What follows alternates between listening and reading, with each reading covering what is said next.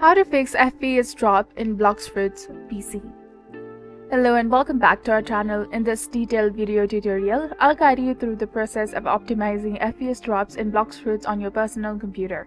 The steps are straightforward and easy to follow, so make sure you pay close attention.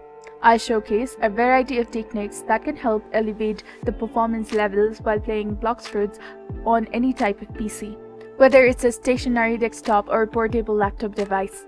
One effective method is to experiment with the fast mode to significantly reduce lag issues.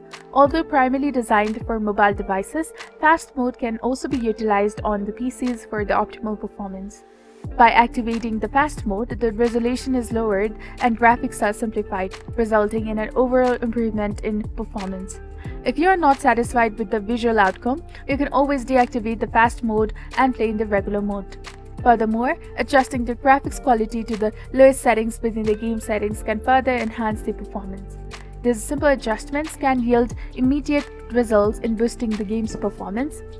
Another useful tip is to monitor and manage your computer's memory usage by closing unnecessary applications using the Task Manager. This will free up valuable resources for the game, ultimately leading to an enhanced gaming experience.